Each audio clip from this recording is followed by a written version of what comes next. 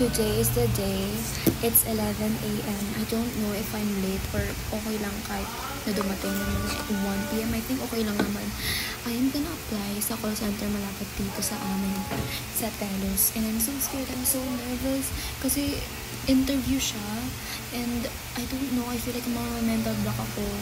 I don't know, I have a stuttering problem. So I don't know if I'm even gonna make sense because I'm so stupid explaining things. But I'm locked in. Like, I need to do this right now because the money that I'm gonna get from that supersedes the thought of me rotting in my bed all day. So I need this for my growth, for my professional growth, adulting. Duh. I don't even know if kung okay lang yung suot ko.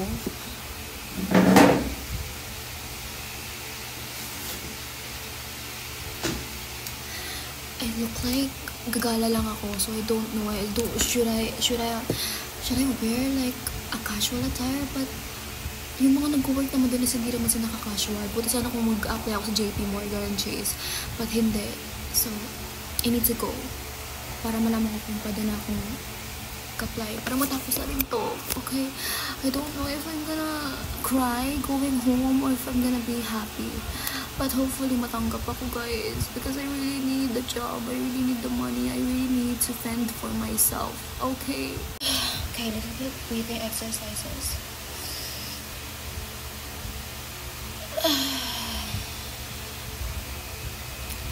You can do this. You literally have the communication skills. You stutter, but it's fine. You can do it. No.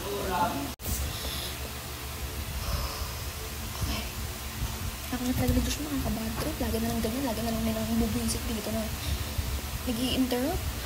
Anyway, need to go back.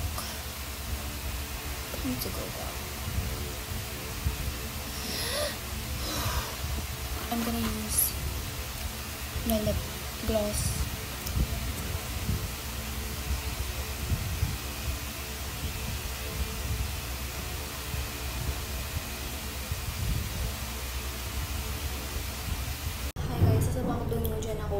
Nasa likod yung terrace. I think I'm gonna stay here.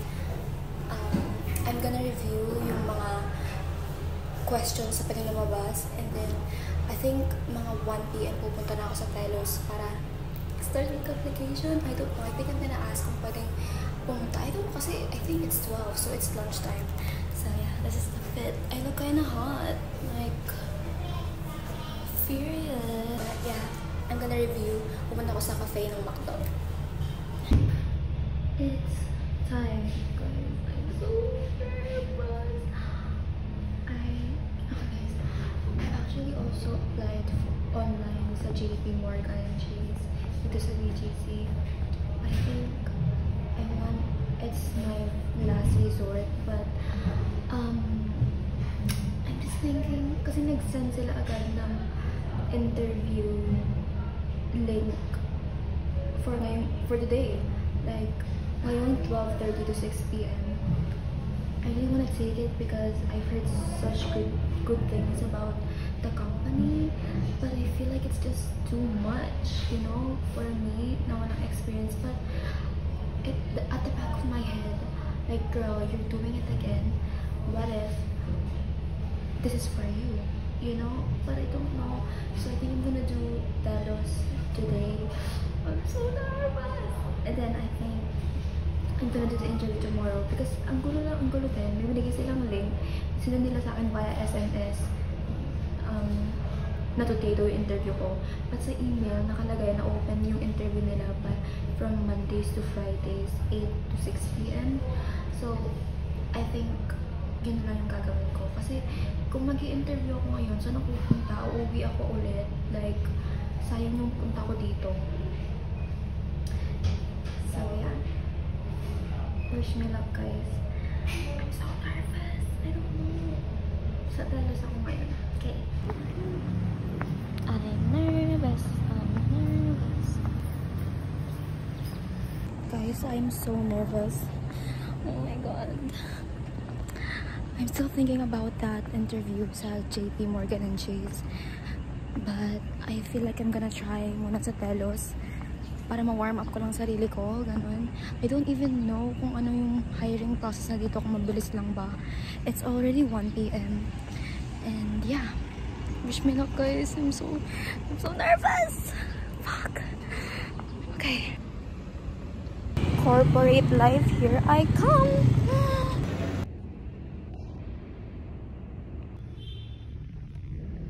Guys, I've been here for like 2 hours already. Kinuha ni ma'am yung resume ko kanina pang 2 and it's 2:30 right now. Magti-3 na ata. I'm so scared. Baka nag-background check sila. I don't know. Oh my god. But naiihina kasi ako kaya pumunta ko sa CR. The CR is so huge. Like, period. Clear way out. So I'm gonna be, you know, not gonna lie guys. I think purple looks good on me. I'm not even gonna, that's not wood. I'm not even gonna try to call it, you know. I'm gonna be right na baka matawag ako. Kanina ko pa gusto kumili, kaso lang kinakabahan ako na baka matawag ako tapos wala ako. And then first impression, wala na agad. Diba? Guys, during the interview, I want to laugh so bad. Like, oh my god! Like guys, tapos yung interview, it was nerve-wracking. I feel like, what the fuck? Ganito kasi yung nangyari. Of course, she asked me questions and then sabi niya wag daw ako magpo, and I know na hindi dapat ako magpo kasi sinabi sa akin ni Donald na wag ako magpo, but I kept on saying po. Sobrang galang ko, like she was saying yung job na yung package na ano sa akin, it's, and then she was saying about SSS, HMO, I don't even remember. Tapos in the end, tinanong niya ako kung may question pa ba ako. And I was just staring at her the whole time. Na sinasabi niya na, okay, ito yung job mo. This is your job. This is, and you will do this and this and this. And I was like, I was maintaining eye contact. Like, nakatingin lang akong ganyan sa kanya. And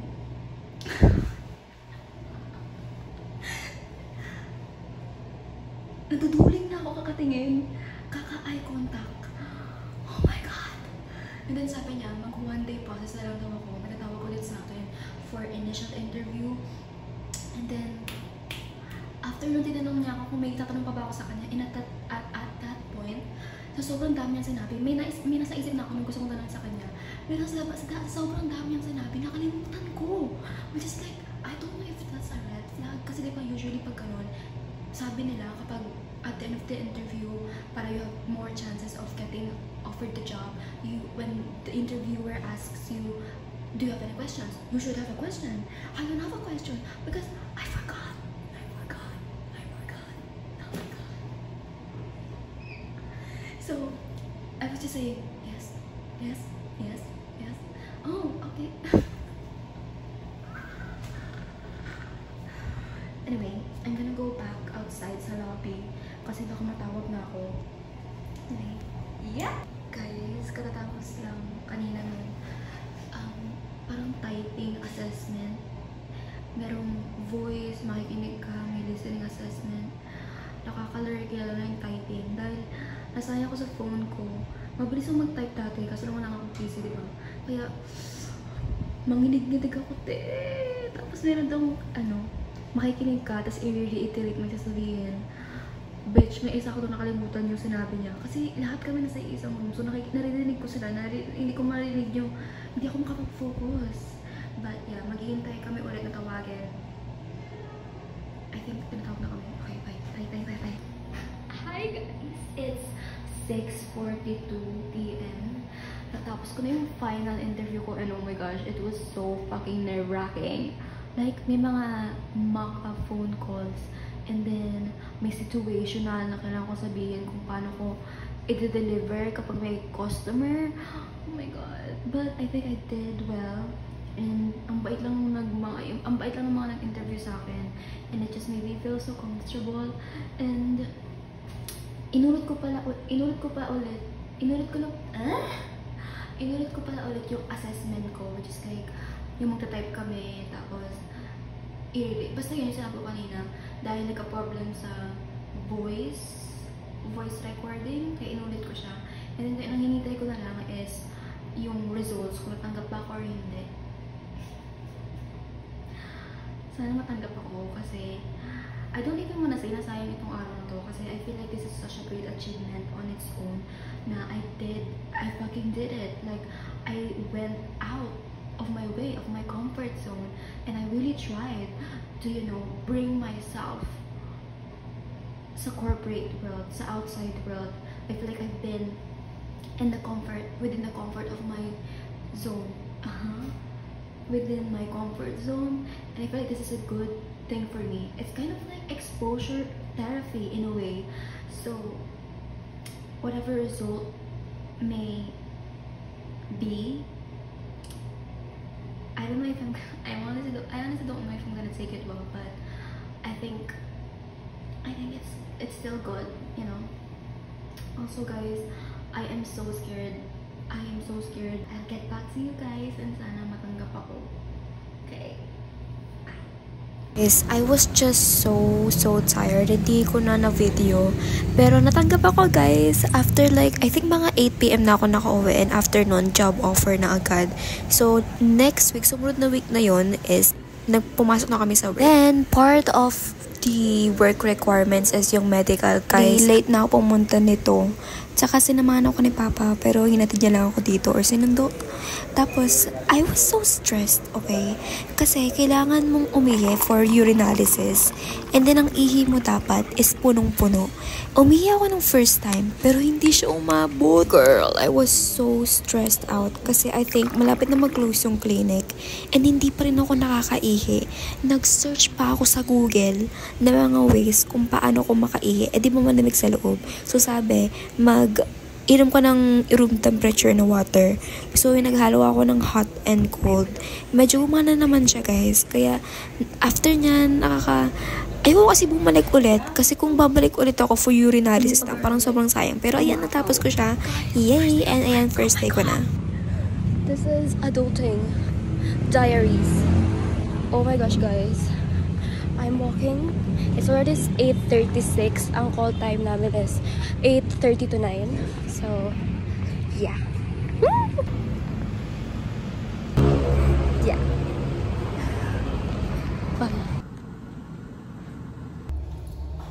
Kaya pala akong sasakal kanina kasi baliktad yung jacket ko.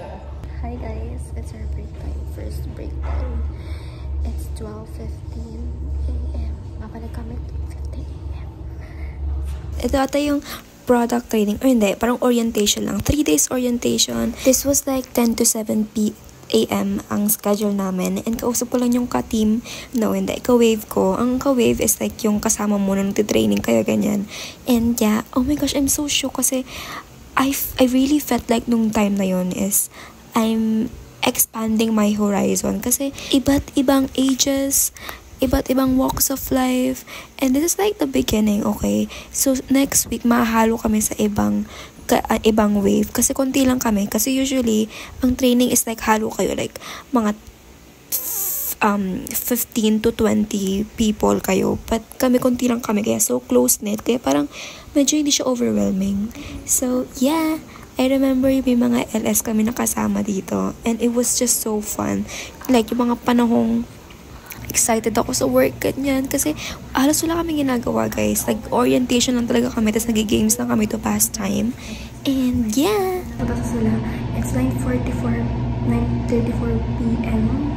And ang start namin is 10. So, kailangan mo po ng padlock sa 7-Eleven. And then, bibili na ako ng Gatorade. Kasi wala akong tulog. I don't even want to talk about it. Umuwi ako na bahay ng mga 6. Natulog ako mga 7. Ang tulog ko, 3.5 hours lang. Then, pumila ako sa surge para sa section ko. maghapon din ako nakatulog. I tried so hard to sleep, but I have this problem na kahit anong gawin ko, hindi ako nakakatulog. Like, dati ko ba itong problema? It makes me think na kapag lagi itong nangyayari sa akin, sobrang mahihirapan ako. Kaya I'm thinking about buying sleeping pills, but that's too much. So I really need to, I don't know, maybe I'm just so tired. And it's just weird kasi sobrang pagod ko nga. Pero hindi ako inaantok talaga maghapon. Like, nag-exercise na ako lahat-lahat, nagpapagod na ako lahat-lahat. I closed my eyes for 1.5 hours and I could not sleep. Anyway, that's it. I'm gonna go out now para bumili ng nadal. Bye! Hi guys! Naglalakad ako. Dahil ang tagal ng jeep. It's 5:30 AM and walang jeep na dumadaan. Kaya magdala ka na lang pauwi. Hanggang sa nabot ko yung tricycle. Okay, bye! Guys, ayan na. Nagsastart na ang kalokahan sa buhay ko. Pinagsabay ko ang work at school. This is like the beginning. First week, summer classes namin to. And guys, full F to F kami for the whole week. And for like the whole month. Girl, this is not me joking and overreacting. But I feel like I blocked out kung ano man nangyari nung buwan na yun. Kasi the days and my nights are so long. Yung sleep ko is like 2 or 3 hours only. With that being said, I was the worst person around. I remember I was just so angry sa parents ko kasi they were like telling me not just to stop, ganyan kasi nakikita ko rin guys, like looking back, namayat talaga ako ng time na yun kasi wala akong ganang kumain dahil wala akong tulog. Alam mo yun, mas prefer ko na matulog na lang kaysa kumain. And guys, sa school, ngayong inaalala ko nung times na yun, I am now feeling bad. Like, I feel so sad time ng buhay ko na yun kasi nahiwala ako sa circle of friends ko guys. So, dahil sa schedule ko nga, para ma-align siya sa work ko. Pero guys, wala akong kakilala. And syempre, dahil puyat ako, gutom ako, I was like a zombie sa school. Wala akong gana may pag-socialize. Kaya I feel like, alam mo yung person na parang nasa background lang. Like, I do not know anyone there. But guys, I am so thankful sa circle of friends na nakilala ko doon. Sa classmate ko sa isang subject. They were like, making me feel belong. Kaya, oh my God, I'm so thankful. Guys, I never felt like that. Even before, nung kinder ako, nung elementary ako, I never felt like I was lonely sa school. Oh my God. It was actually so sad kasi I didn't know anyone there. I didn't have anyone to talk to. And I feel like it was just a whole different world na kapag working student ka. And I wasn't even an irregular student, okay? Pero it felt like I was an irregular student. And nung time na to guys, ang dami kong realization sa buhay. I was never a jealous person, okay? But nung time na yon, sobrang inggit ako sa mga classmates ko na, alam mo yun, like, hindi iniisip yung na kailangan nila mag-work, na kailangan nila ng pera, or some, oh my God, this is getting so sad, but you guys know what I mean. But anyway, this is just the gist of it. This is like the start of it. But there's more to come, and I have a lot of videos na gusto kong ipakita sa inyo guys. So hopefully, actually, I don't even know if I'm gonna post this, but I feel like I'm gonna post this just for memory's sake. And I know that there are some people out there that work and study and feel like what I felt nung time na yun. So this is for camaraderie, okay? So yeah, see you guys.